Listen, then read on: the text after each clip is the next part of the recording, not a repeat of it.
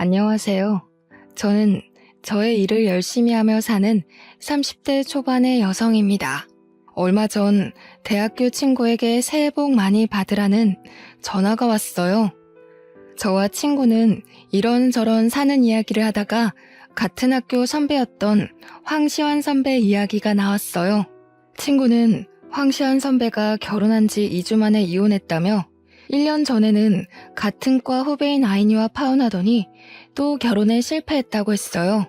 그러면서 그 오빠는 외모도 잘생기고 말도 재밌게 잘하는데 도대체 왜 그렇게 결혼을 못하는지 모르겠다고 하며 저에게 너는 혹시 그 이유를 아느냐고 물어보더라고요. 저는 그 이유를 확실히 알고 있었어요. 어떻게 아냐고요? 사실 저는 황시한 선배와 2년 전에 결혼을 약속했다가 파혼을 했거든요. 제가 왜 파혼을 하게 되었는지 그 이야기를 듣게 되면 여러분들도 저와 아이니 그리고 최근에 이혼한 분의 선택을 충분히 이해하실 수 있으리라 장담합니다. 저의 예비 남편이었던 황시한 선배는 과에서 잘생기고 매너도 좋은 인기남이었어요. 저는 그런 예비 남편에게 한눈에 반했고 우리는 연애를 시작했어요. 이렇게 학교 다닐 때 시작한 연애는 졸업하고도 계속 이어졌고 무려 8년이나 사귀게 되었어요. 어느덧 저는 28살, 예비 남편은 32살이 되어 결혼을 생각해야 하는 나이가 되었죠. 우리는 서로 너무 사랑했던 터라 당연히 결혼을 생각해서 각자의 집에 정식으로 인사드리러 가기로 약속했어요. 먼저 제가 예비 남편의 집에 인사를 드리러 갔어요. 처음 뵙는 자리인 만큼 예쁘게 차려입고 예비 남편의 집 앞까지 갔어요. 예비 남편이 자신의 집 앞에서 저를 기다리고 있더라고요. 제가 예비 남편에게 너무 떨린다고 하니 걱정하지 말라고 어른들이 다들 좋아하실 것이라고 하며 다독여줬어요. 떨리는 마음을 부여잡고 예비 남편의 손을 잡고 집에 들어가니 남자 어른 두 분이 계시는 것이 아니겠어요? 예비 남편은 오른쪽은 아버지, 왼쪽은 고모부라고 하며 인사하라고 하더라고요. 저는 인사를 드린 뒤 설마 나온다고 고모부도 오신 거냐고 물으니 그게 아니라 오늘이 제삿날이래요. 저에게 제삿날이라는 말 한마디도 없이 인사하는 날짜를 잡은 것이 황당했어요. 하지만 어른들이 계시는데 그 자리를 박차고 나갈 수도 없는 노릇이라 일단 들어갔어요. 들어가니 고모부가 우리 장손이 드디어 여자를 데려왔다고 반겨주시더라고요. 인사를 드린 후 거실에 앉아있는데 큰 방에서 할머니께서 나오셨어요. 예비 남편은 같이 사시는 친할머니라고 말하더군요. 저의 예비 남편은 장손이자 귀한 외동아들이고 친할머니, 저에게는 시할머니를 모시고 살고 있었어요. 제가 예비 남편에게 어머니는 어디 계시느냐고 물으니 부엌에 계신다고 했어요. 인사를 드리러 예비 남편을 따라 부엌에 가니 제사상에 올릴 음식들이 식탁에 올려져 있었고 예비 시어머니는 제기들을 마른 수건으로 닦고 계시느라 정신이 하나도 없어 보이셨어요. 저는 처음 보는 제기들이 신기했어요. 사실 저희 부모님은 제가 태어나기 전부터 교회에 다니셔서 제기들을 TV나 책으로만 봤지 실제로 본 것은 처음이었거든요. 어머니는 이리저리 두리번거리는 저를 보며 미소를 지으시더니 다가와 네가 현정이냐며 시완이에게 이야기 많이 들었다고 하시며 반가워하셨어요. 그러시며 미안한데 오늘은 제사라서 바쁘니 일단 조금 도와달라고 하시며 앞치마를 저에게 주셨어요. 처음 뵙는다고 정장까지 입고 왔는데 보자마자 앞치마를 주시니 너무 황당했어요. 하지만 앞으로 시어머니가 되실 수도 있는 분이니 저는 그냥 아무 소리 않고 앞치마를 받았어요. 그렇게 저는 예비시댁에 처음으로 간 지 30분 만에 앞치마를 맸어요. 그리고 불편한 정장을 입고 부엌 바닥에 앉아 전을 부쳤죠. 예비 남편도 제 옆에 앉아 같이 전을 부치려고 했어요. 그런데 그 모습을 본 할머니가 부엌으로 바로 오시더라고요. 시완아, 남자는 부엌에 들어가는 것 아니다. 어서 나와. 불성사납게 이게 뭐 하는 짓이냐? 할머니, 그래도 현정이 처음 왔는데 힘들잖아. 좀 내가 도와야지. 안 그래요? 예끼? 그러면 못 써. 우리 집에 대를 이을 하나뿐인 귀한 장남이 이런 일하면 못 쓴다. 어서 거실로 가서 앉아있어. 할머니는 예비 남편의 손을 끌고 거실에 앉혔어요. 예비 남편은 거실에 앉아 고모부와 술을 마시며 희희낙낙하고 놀더라고요. 저는 이런 상황이 황당했지만 그래도 원래 제가 음식하는 것을 좋아하기도 했고 TV에서만 보던 제사를 처음 겪어보니 신기하기도 해서 그냥 오늘만 봉사한다는 생각으로 음식을 장만했어요. 저녁 7시 정도가 되자 제사를 이제 해야겠다며 고모부와 시아버지가 거실에 병풍을 펼치시고 예비 남편은 큰 상을 가져왔어요. 어머니는 부엌에서 제기 위에 대추와 사과를 조심스럽게 올리셨어요. 그러면서 저에게 들고 거실로 가서 제사상 위에 올리라고 하셨어요. 저는 어머니께서 주신 쟁반을 그대로 들고 가서 밥상에 반찬 올리듯이 아무 곳에나 음식을 두었어요. 너는 홍동백서도 모르니? 대추는 왼쪽에, 사과는 오른쪽에 두어야 할 것이 아니니? 할머니는 제게 음식을 잘못 올렸다고 다그치셨어요. 그런데 제사상 자체를 처음 보는 제가 이런 걸 알 리가 있나요? 저는 그저 이 상황들이 당황스러워 얼굴이 빨개져서 눈만 끔뻑거리고 있었어요. 할머니, 그거는 아직 저도 헷갈려요. 현정이가 그런 거 어떻게 알겠어요? 너무 뭐라 그러지 말아요. 이 녀석, 벌써 이러면 아주 우리가 시집살이라도 시키면 난리칠 녀석일세. 할머니가 한 소리 하실 수도 있지. 그거로 그러니? 할머니가 현정이를 잡아먹기라도 하신다니? 시아버지가 농담식으로 말씀하셨지만 사실 기분이 그다지 좋지는 않더라고요. 할머니의 진두지휘 하에 제사상 위에 음식들이 다 차려지고 제사가 시작되었어요. 제가 예비 남편의 옆에 서기 위해 앞쪽으로 가자 어머니는 제 팔을 잡고 부엌으로 가셨어요. 어머니는 여자들은 절할 때 부엌에 빠져 있다가 음식이 빠질 때 재빨리 음식을 나르고 저녁상을 펴야 한다고 하더라고요. 사실 저는 절을 굳이 안 해도 상관은 없었지만 그래도 음식은 어머니와 제가 다 했는데 정작 우리는 제사에 참여도 하지 못하고 부엌에 있으라고 하니 뭔가 재주는 곰이 부리고 돈은 주인이 받아가는 그런 묘한 기분이더라고요. 그래도 저는 제사를 한 번도 지내본 적이 없기에 원래 제사는 남자들만 하나 보다 생각했어요. 시아버지와 고모부, 예비 남편이 진지한 표정으로 절을 하고 향 위에서 술잔을 돌리는데 저는 그저 신기했어요. 그렇게 제사가 마쳐지고 어머니는 간단히 제사상을 정리한 후 큰 상 하나, 작은 상 하나를 차리셨어요. 그러고는 큰 상에는 수저를 4개와 반찬을 푸짐하게 두시고 작은 상에는 수저 2개와 약간의 반찬을 두셨어요.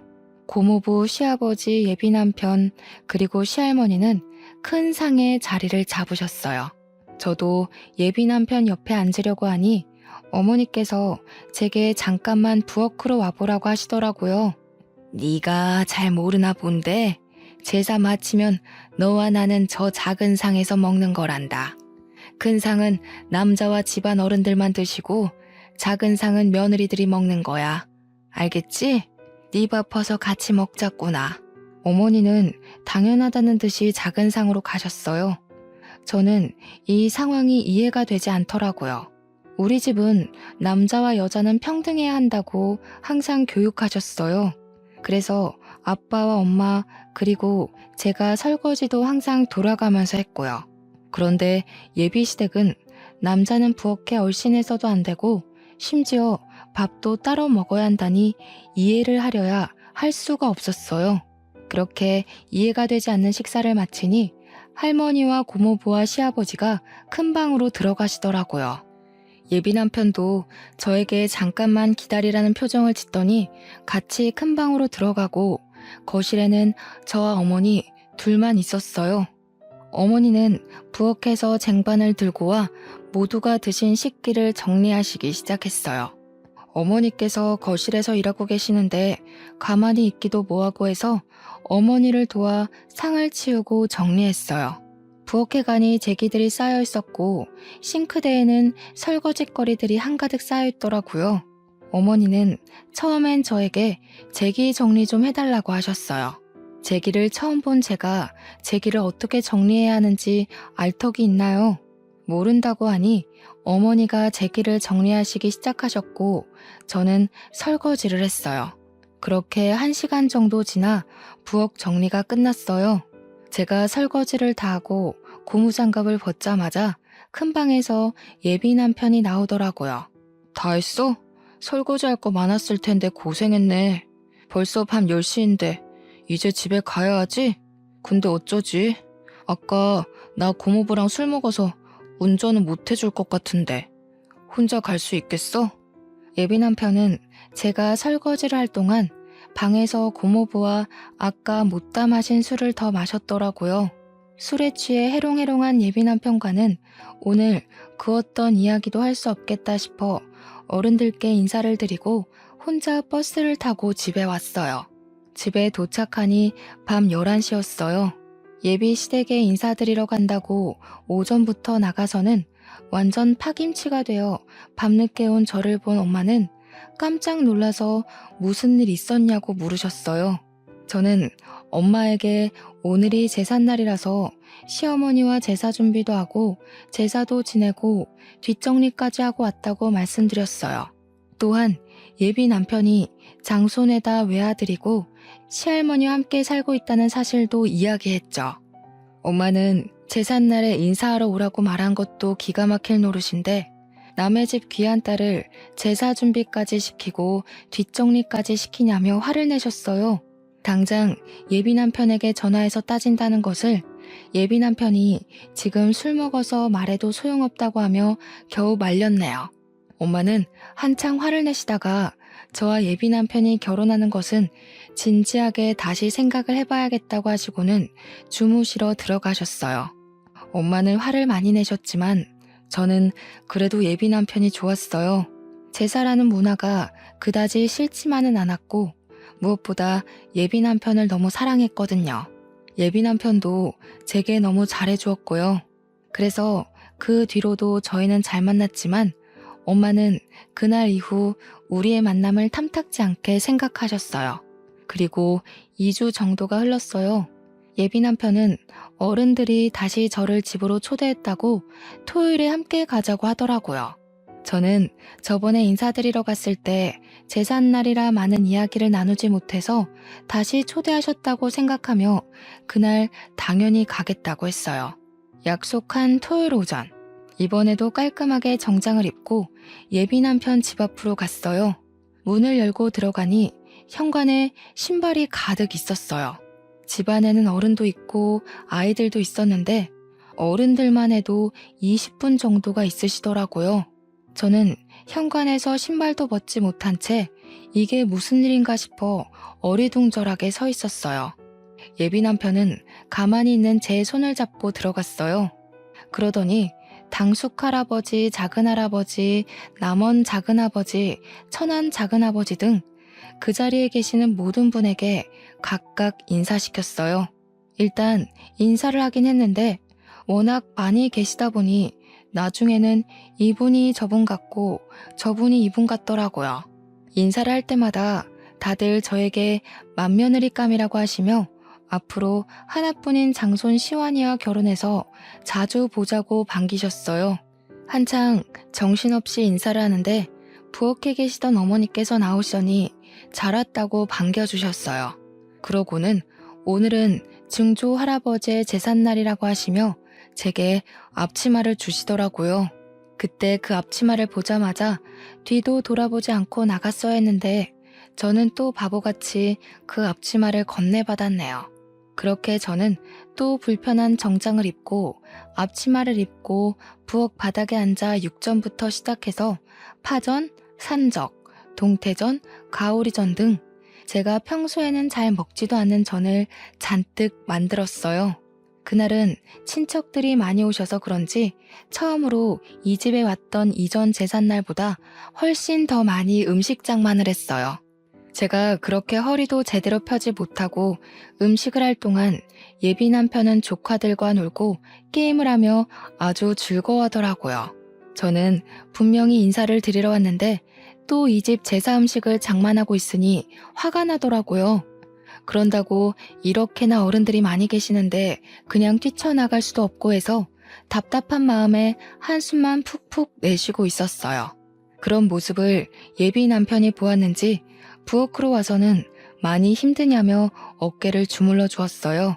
제가 그럼 힘들지 안 힘들겠냐고 말하려는 순간 시할머니가 저와 예비 남편에게 오셨어요.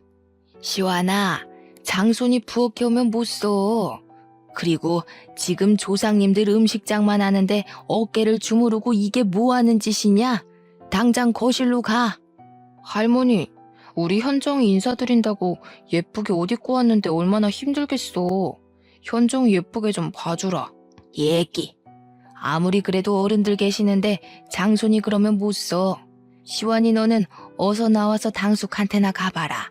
할머니는 장손인 예비 남편이 잠시라도 부엌에 오려고 하면 장손은 부엌에 있으면 큰일 난다며 얼른 내보내셨어요. 예비 남편은 당숙 할아버지에게로 가서 술을 받아 먹고 있더라고요. 그렇게 예비 남편은 거실에서 술을 먹고 노는 동안 저는 혼자 엄청난 양의 전을 만들었어요. 제사 준비를 다 마치고 제사상이 차려졌어요. 저번처럼 저와 어머니는 부엌에서 제사가 마쳐지기만을 기다린 뒤 제사가 끝나자마자 저녁상을 차렸어요. 저와 어머니, 여자아이들은 작은 상에서 밥을 먹고 예비 남편은 큰 상에서 친척들과 남자아이들과 함께 밥을 먹었죠. 밥을 다 먹고 상을 치우려는데 할머니가 저와 예비 남편을 부르시더라고요. 너희는 결혼을 언제 할 생각이니? 우려 할머니가 허락해 주시면 당장이라도 하지. 그래? 얘야, 우리는 혼수나 예단 아무것도 필요 없다. 너희 집이 괜찮다면 결혼식 관련 비용도 우리가 다 내마. 사실 저희 집안 형편이 그다지 좋지가 않았어요. 그래서 혹시나 예비시댁에서 과한 예단이나 혼수를 가져오려고 할까봐 내심 걱정을 많이 했거든요. 그런데 이 집의 최고 어른이신 할머니께서 제가 말씀드리기도 전에 다 필요 없다고 하시니 내심 기분이 좋더라고요. 단, 한 가지 조건이 있어. 반드시 이 집에 들어와서 살아야 한다. 저는 평일에는 회사에 있으니 저녁에만 집에 있을 것이고 주말에는 예비 남편과 데이트를 하러 나가면 되니 이 집에 들어와 어른들과 함께 산다는 것에 대해 큰 부담은 없었어요. 무엇보다 이 불편함을 다 이겨낼 정도로 예비 남편을 너무 사랑했어요. 게다가 제가 결혼을 앞두고 걱정을 많이 했던 예단과 혼수, 결혼식 비용 문제를 한 번에 다 해결할 수 있기에 할머니의 말씀에 알겠다고 바로 대답했어요. 그래, 며느리라면 당연히 그래야지. 너네 집은 제사 언제 지내니?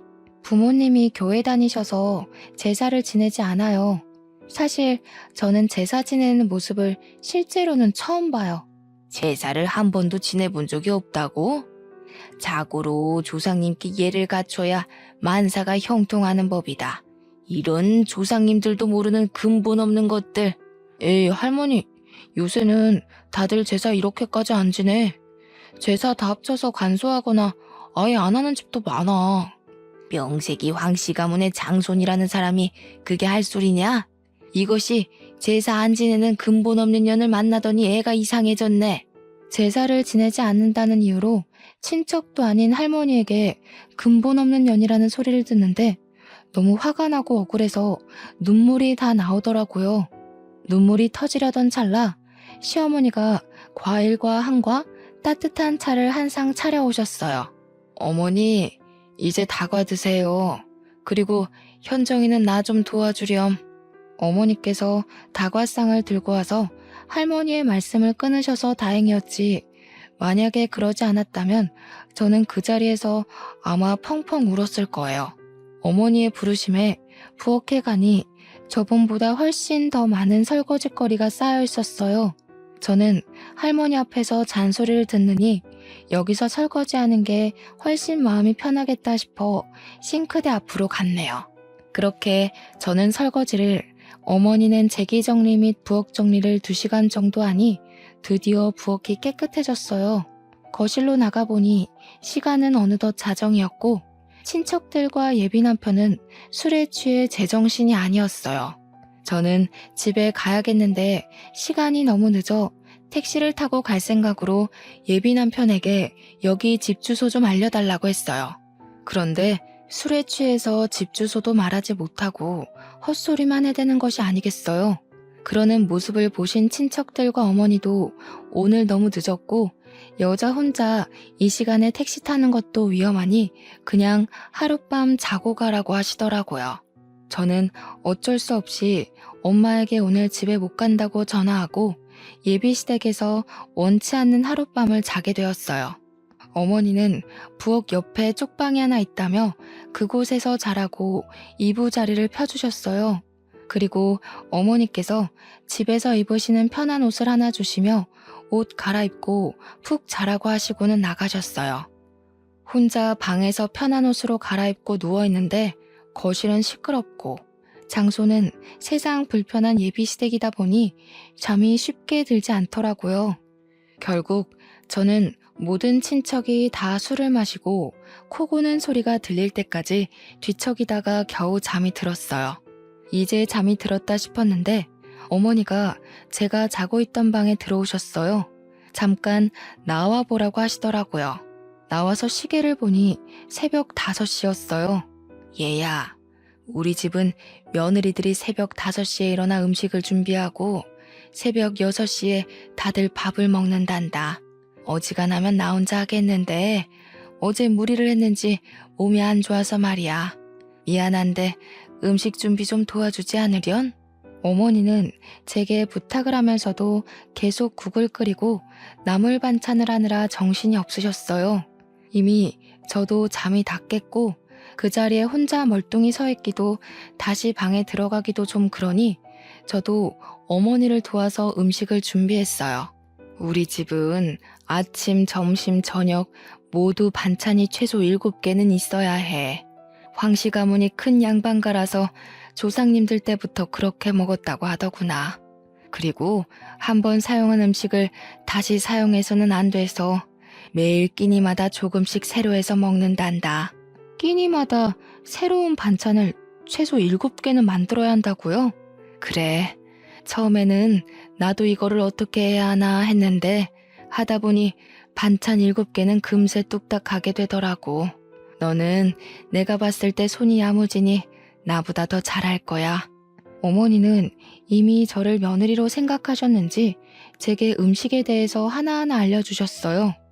저는 일단 말씀을 하시니 듣기는 듣는데 슬슬 제가 이 집에 들어와 사는 것이 걱정되더라고요.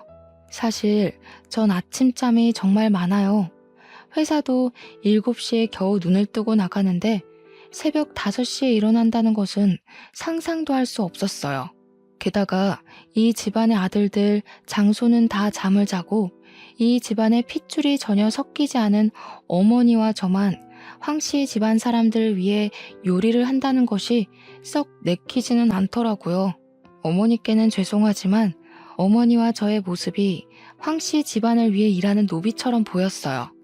제가 이런 생각을 하는 동안에도 어머니는 쉴 새 없이 부엌 여기저기를 다니셨고 반찬이 7개나 있고 국이 있는 멋진 한 상을 뚝딱 차리셨어요. 어머니가 식사하시라고 말씀하시자 그제야 누워있던 친척들이 일어났어요. 다들 머리는 부스스하고 눈도 제대로 뜨지 못하고 밥을 먹더라고요. 저는 자리를 잡고 밥을 먹으려는데 어머니는 여전히 부엌에서 일하고 계시더라고요. 어머니, 식사 안 하세요? 밥 퍼드릴까요? 나는 원래 아침을 안 먹어. 아침에는 입맛이 없기도 하고 할머니께서 식사 끝나면 꼭 숭늉과 과일을 찾으셔서 준비해야 해. 나는 숭늉을 끓일 테니 너는 가서 밥 먹으렴. 어머니는 그 많은 음식을 다 준비하셨지만 제대로 드시지도 못하고 할머니의 후식을 준비하고 계셨어요. 그러는 어머니를 챙기는 사람은 이 집안에 아무도 없었어요. 예비 남편도 아버지도 그저 자신의 밤새 줄인 배를 채우는 데만 급급했죠. 그 모습을 보는데 이건 정말 아니다 싶었어요. 결혼 전에 예단과 혼수를 준비 안 해도 된다고 해서 한시름 났는데 결혼 후에는 예단과 혼수 문제보다 더 크고 말도 안 되는 문제들이 가득 쌓여 있었죠. 아침 식사와 정리를 마치고 예비 남편에게 얼른 집에 가자고 했어요. 집에 갈 준비를 하고 있는데 할머니가 저에게 앉아보라고 하시더라고요. 그러면서 황씨 가문은 옛날에 이렇고 저렇고 하시며 집안 조상님에 관해서 얘기하셨어요. 솔직히 귀에 하나도 들어오지는 않았지만 그냥 앉아서 네네 하면서 형식적인 대답만 이어갔어요. 그래서 말이다. 우리 집은 이렇게 엄청난 집안이라 명절을 가장 중요하게 생각한단다. 그래서 우리 집 며느리들은 명절 때 조상님들을 모시고 친척들을 챙겨야 덕을 쌓을 수 있어서 친정에 못 간다. 알았지? 그 말씀은 설날 추석 연휴 내내 시댁에 있어야 한다는 말씀인가요? 그래. 요새 젊은 것들은 시댁에는 설날에 추석에는 친정에 가던가 아니면 명절날 아침에 바로 친정으로 넘어간다던데. 우리 집은 그런 거 절대 용납 안 된단다. 그러면 저는 혼자여서 저희 부모님은 명절 때 두 분이서만 보내야 할 텐데요. 그 대신 명절 때 말고 명절 전주나 다음 주에 네 시어머니랑 번갈아서 친정에 한번 다녀와. 원래 옛날에는 처음에 결혼하면 3년간 시댁에 살면서 친정에 가보지도 못했다. 그래도 요새는 많이 좋아진 거야. 결혼한 지 1년도 안 된 새댁이 친정에도 가고 말이야. 저는 저를 이만큼 키워주신 것은 친정 부모님인데 그런 부모님께 명절 때 찾아가 보지도 못한다는 것이 전혀 이해가 되지 않았어요. 정말 이건 너무 아니다 싶었죠. 더 어이없는 건 예비 남편이었어요. 예비 남편은 할머니의 말에 고개만 끄덕이더라고요. 너는 이제 출가 외인이다. 결혼하면 이 시댁에 뼈를 묻고 살아야 해. 이제 친정은 잊고 여기 시댁의 조상님께 충실하게 효를 행하며 살아야 한다. 그동안 저를 키워주신 친정은 잊고 얼굴도 이름도 모르는 어쩌면 예비 남편 아니었으면 남남이었을 시댁의 조상님께 효를 행하며 살아야 한다니 정말 어이가 없더라고요. 그 뒤로도 할머니는 한참 동안 조상님과 며느리의 도리에 대해 설교를 하셨어요. 할머니, 이제 우리 일이 있어서 나가봐야 해. 우리 장손 오늘 일이 있었어? 그래, 어서 가봐. 너도 같이 가려무나. 참, 우리가 다음 달에도 제사가 있단다. 날짜는 장손에게 듣고 그때도 꼭 와야 한다. 할머니께서는 저에게 다음 달에도 제사가 있으니 반드시 참석하라는 말을 하시며 잘 가라고 하셨어요. 예비 남편의 차에 타서 곰곰이 생각해보니 이 모든 상황이 너무 어이없더라고요. 저는 분명히 결혼 전 인사를 드리러 왔는데 인사는커녕 제사 음식 장만하고 부엌에서 일하고 아침상 차리고 다음날 예비 시댁에서 나온다는 것이 말이나 되는 상황인가요? 우리 할머니가 좀 말이 많으시거든. 그래서 할머니 말이 더 길어질까봐 내가 적당히 둘러대고 잘랐어. 그래. 그런데 인사 와서 제사 지내고 온다는 것이 좀 그러네. 왜? 힘들어서 그래? 이거 한 번 가지고 그러면 어떡해. 우리 집은 1년에 제사가 12번, 명절 2번 해서 1년에 총 14번 제사를 지내야 하는데 앞으로 어쩌려고 그래. 이제 제사 문화에 적응해봐. 1년에 14번이나 이런 제사를 지낸다고? 응. 그래도 네가 제사를 2번이나 와서 어른들한테 잘 보여서 그런지 친척들이 다들 너무 좋은 며느리감이라고 칭찬하시더라. 며느리감? 응. 최고의 며느리감이래. 할머니와 친척들 모두 너를 며느리로 생각하시는 거지. 우리 집 며느리 테스트 합격한 거 축하해. 어? 며느리 테스트? 응. 며느리 테스트. 내가 이 집안의 외동아들에다 장손이라 아무 여자와 결혼 못 시킨다고 내가 여자를 데리고 오면 테스트를 한다고 하셨거든. 그래서 제삿날에 인사하러 오라고 해서 어떻게 행동을 하는지 우리 친척들과 잘 어울리는지 테스트를 한 거야. 그럼 나 통과했으니 기뻐해야 하는 거야? 그럼 현정이 너는 우리 집 며느리 테스트에 처음으로 합격한 거야. 예비 남편은 신나서 이야기하는데 저는 듣고 있자니 너무 어이도 없고 황당하더라고요. 무슨 조선시대의 세자가 결혼할 때 양반집 교수들 여럿 모아놓고 삼간택 치르면서 세자빈 뽑는 것도 아니고 남녀 평등을 외치는 이 21세기에 며느리 테스트라뇨. 아, 그리고 사극에서 보면 조선시대 때 세자빈 간택에 통과하면 별궁으로 들어가서 결혼 전까지 왕실 교육을 받잖아. 그것처럼 우리 집도 옛날부터 며느리가 될 사람에게 결혼 전에 우리 집으로 오게 해서 교육을 받게 했어. 그래서? 그니까 다음 달에 제사도 꼭 참석해서 와서 어른들 모시는 것도 배우고 해야 해. 너는 제사를 한 번도 지내보지 않아서 더 많이 배워야 할 수도 있겠다. 다음 달 제사가 일요일이니까 금요일부터 우리 집에 와서 금, 토, 일 같이 생활하면서 할머니, 어머니한테 배워.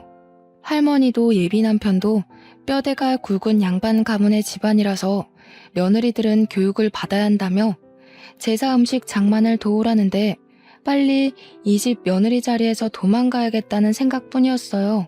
바로 헤어지자고 말하고 싶었지만 8년간 사귀었던 정도 있었고 전날 잠을 거의 못 자서 너무 피곤해서 일단 바로 집으로 갔어요.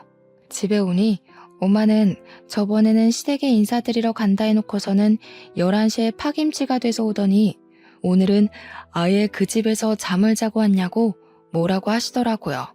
저는 이 결혼하지 않겠다면서 어제 제사 지낸 이야기부터 아침에 할머니께 들었던 이야기까지 모두 다 하나도 빠짐없이 말씀드렸어요. 부모님은 이게 무슨 경우냐며 지금도 이러는데 결혼하고 정식으로 그 집 며느리 되면 혼수와 예단을 하지 않았다는 핑계로 시집살이 호되게 시킬 것 같다고 하셨어요. 특히 엄마는 절대 이 결혼 못 시킨다고 결사 반대를 하셨어요.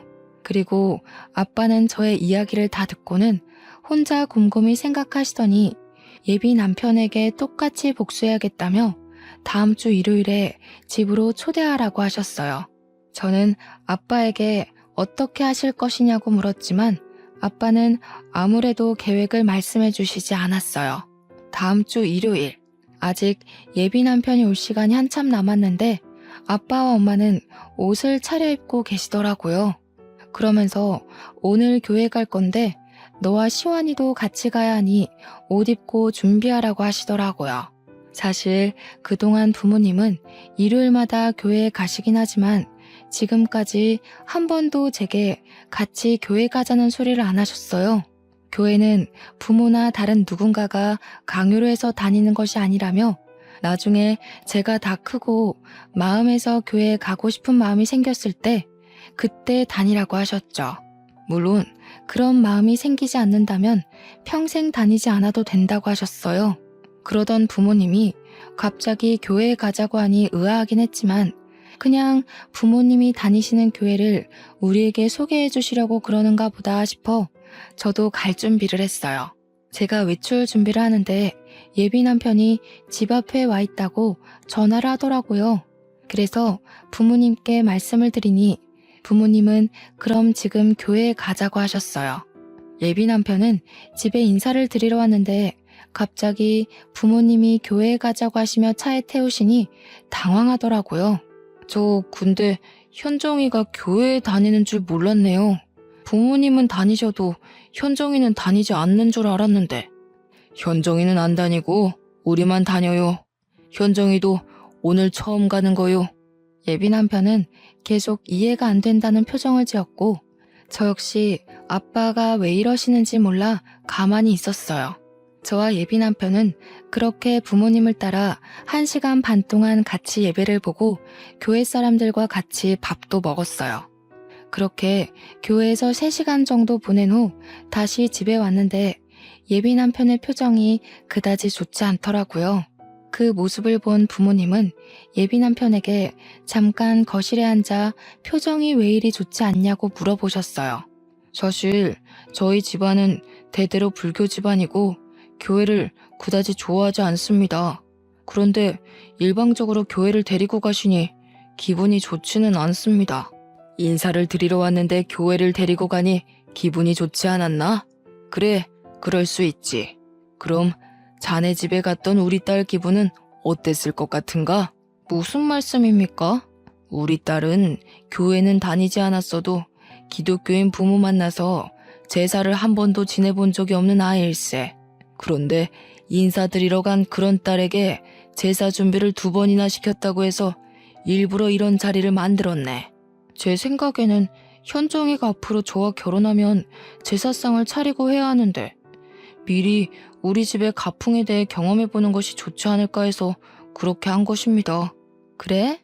그럼 자네도 앞으로 현정이와 결혼할 사이니 매주 일요일 우리와 함께 교회에 가자. 솔직히 1년에 14번 제사보다 매주 교회가 훨씬 낫지 않나? 매주 같이 교회를 가자고요? 저희 제사는 고작 한 달에 한 번이지만 교회는 매주인데 어떻게 이게 더 괜찮습니까? 가서 앉아만 있으면 되는데 제사상 차리고 설거지하는 것보단 훨씬 낫지. 안 그런가? 아마 저희 할머니가 교회에 간다고 하면 난리치실 것입니다. 교회를 떠나 매주 일요일에 현정이가 친정에 간다고 해도 아마 화를 내실 거예요. 우리가 언제 현정이도 같이 간다고 했나?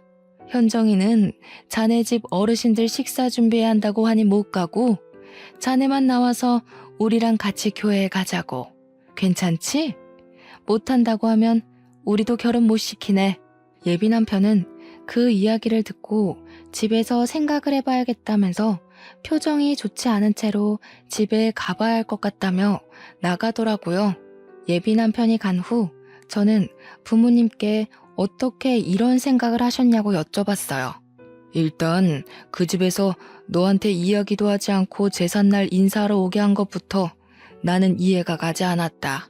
그래도 좋게 생각해서 친척들이 다들 한자리에 모였으니 너를 소개하려고 그랬나 보다고 좋게 생각하려 했어.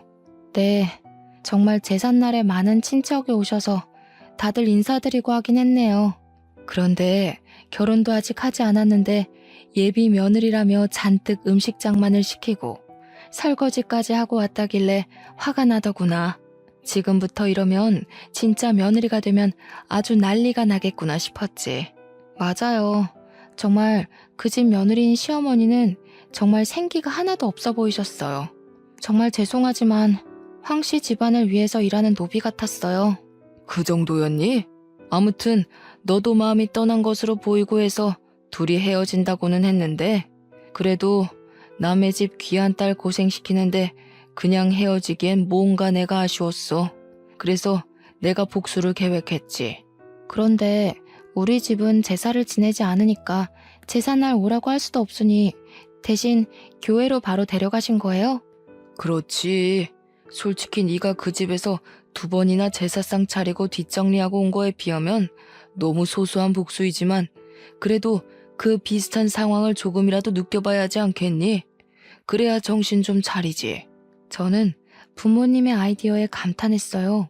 그렇게 한창 부모님과 신나서 대화하는데 예비 남편 번호로 전화가 오더라고요. 저는 이제 집에 도착했다고 전화를 한 줄 알고 받았는데 할머니셨어요. 너는 우리 집이 교회를 얼마나 싫어하는데 감히 우리 황씨 가문의 귀한 장손을 교회에 데리고 가니? 부정타게 말이야. 너네 부모는 생각이 있는 거니 없는 거니? 제가 전화를 받자마자 할머니가 소리를 고래고래 지르시며 혼내시는데 그 소리가 어찌나 큰지 정말 귀가 떨어져 나갈 것 같았어요. 제가 너무 놀라기도 하고 당황해서 가만히 있자 엄마는 제 핸드폰을 빼앗아 가셨어요. 안녕하세요. 저 현정이 엄마입니다. 보고 있자니 화가 나서 그랬습니다. 그럼 제사를 지내본 적도 없는 저희 딸이 거기에서 밤 늦게까지 제사 준비하고 치우고 한 것은 해도 되는 일입니까? 그야, 이제 현정이가 우리 집 며느리가 될 아이니 내가 교육했던 것이오. 이제 우리 황씨 가문의 며느리가 될 건데 그 전에 미리 우리 가문의 풍습을 익히는 것이 잘못된 거요? 가문의 풍습을 익히는 것이 얼굴도 모르는 조상 제사상 차리고 설거지하고 친척들 뒤치다꺼리하는 거예요.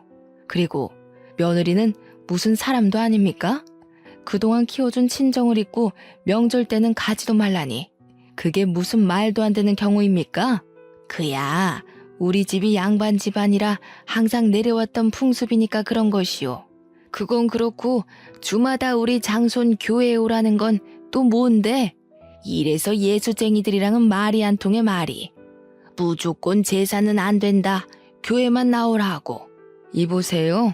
저 사실 교회에 다니면서 현정이한테도 교회 다니자는 이야기 한 번도 안 했어요. 그런데 그 집에서 자꾸 결혼도 하기 전에 제사에 와서 준비하라니까 저도 화가 나서 그쪽 손주도 똑같이 당해보라고 일부러 그런 자리 만든 겁니다. 아주 말도 안 되는 소리를 짓거리네. 이래서 제사를 안 지내는 것들은 근본이 없어 근본이. 사람이면 자기 조상을 알아야지. 조상도 모르면서 무슨 하느님 예수님을 찾고 앉아있어? 그럼 그 집 며느리들은 자기 집 조상을 찾아야지 왜 애먼 황씨 집안 조상을 위해 일한답니까? 자기 조상도 모르니 그런 소리가 나오지. 이래서 교회 다니는 사람들은 사람 취급도 해서는 안 된다니까. 그래서 당신의 딸이 우리 집 제사 못 지내게 하겠다는 것이요? 그럼 우리도 결혼 못 시키니 그런 줄 알아. 네, 저희도 그쪽 아들 주마다 교회 안 오면 저의 귀한 딸 그쪽에 보낼 생각 없습니다. 경제적으로 힘들어 보여서 얘 다니고 혼수고 다 포기하고 몸만 와서 이 집에서 살라고 했구먼. 내 나름 당신네 생각해서 이렇게 하는데 아주 복을 걷어차네 걷어차. 할머니는 엄마에게 할 말 못한 말 다 하시고 전화를 끊으셨어요. 부모님은 화가 잔뜩 나서 다시는 예비 남편을 만날 생각도 하지 말라고 하셨어요. 다음날 저는 예비 남편에게 전화했어요. 어제 우리 집에 이런 일이 있었고 나도 그 집에서 며느리 노릇할 자신이 없어서 우리 이제 그만해야 할 것 같다고 말하려고 했죠. 솔직히 미워서 전화도 하고 싶지 않았지만 그래도 8년이라는 긴 시간을 사귀었고 결혼까지 약속했으니 확실히 끝내고 싶었거든요. 그런데 전화를 받지 않더라고요. 카톡도 보지 않고요. 그날뿐 아니라 다음 날이 되어도 한 달이 되어도 예비 남편은 아무 연락이 없었어요. 이렇게 저는 8년 동안 사귀고 결혼까지 약속했던 예비 남편과 파혼을 했어요. 아니지, 확실히 그만하자고 끝맺음을 한 건 아니었으니 잠수 파혼을 당했다고 표현하는 편이 더 맞겠네요. 10년이면 강산도 변한다는데 8년이면 절대 짧은 시간은 아니잖아요. 저는 8년간 예비 남편이 진짜 저의 남편이라고 생각하고 최선을 다했어요. 그런데 마지막 인사도 하지 못한 채 제가 사랑을 쏟아부은 그 시간이 순식간에 물거품이 되었어요. 그래도 끝맺음을 확실히 못해서인지 헤어지고도 한동안은 미련이 계속 남더라고요. 그래서 1년가량은 예비 남편을 그리워하기도 하고 원망도 하며 그렇게 눈물 속에서 시간을 보냈었네요. 그렇게 1년이 지나자 저도 어느 정도 마음의 정리가 되더라고요. 새로운 남자도 만나보라는 엄마의 말에 선짜리도 나가고 소개팅도 나가긴 했어요. 그런데 나이가 나인지라 만날 때마다 자연스럽게 결혼 이야기가 나왔고 상대분과 이야기를 하다 보면 경제적으로 넉넉하지 않은 내가 결혼을 할 수 있을까 하는 걱정이 먼저 들었어요. 그때마다 예비 시할머니께서 하신 말씀대로 그냥 그 집에 들어가서 모든 것을 견디고 참고 살 걸 그랬나 하는 생각도 들더라고요. 그런데 그 집에서 정말 영혼 없이 모든 것을 체념한 표정으로 일을 하시던 어머니의 표정이 생각났어요. 그게 저의 미래의 모습이라는 생각을 하니 이건 인생을 망하는 길이겠구나 싶더라고요. 제가 본 그 집의 며느리는 자신의 조상 받드는 데 쓰는 일종의 도구이자 노예 같았어요. 그리고 할머니는 제사로 조상님께 덕을 쌓아야지 만사가 형통한다고 하셨지만 제사 열심히 지내는 그 집의 작은 아버지들, 고모부는 다 이혼해서 혼자 살고 계시더라고요. 과연 이러한 모습이 잘 풀리는 집안의 모습일까 하는 생각이 들더라고요. 제가 만약에 결혼해서 그 집 며느리로 있었다면 기가 막힌 황씨 가문의 가풍이 싫어서 저 또한 이혼했을 수도 있겠네요.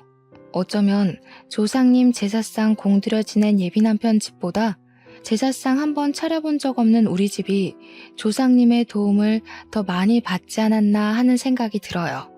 파혼하고 2년이나 지난 지금은 완전히 마음 정리를 하고 저의 일을 하며 재밌게 살고 있어요.